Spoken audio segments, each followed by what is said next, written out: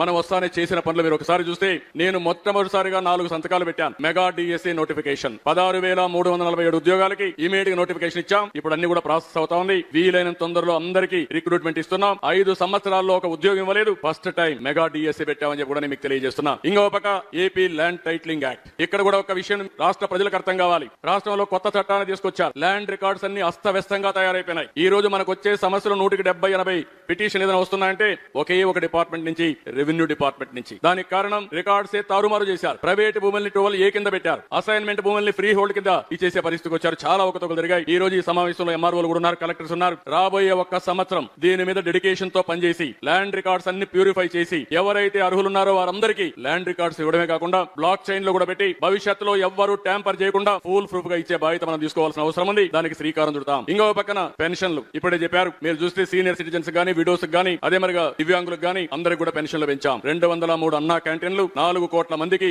ఇప్పటికి మీల్స్ ఇవ్వగలిగాం. 5 రూపాయలకి ఇచ్చాం. ఈ 4 మొదటి రోజు చేసిన సంతకాలు అవన్నీ కూడా పూర్తి చేశాం.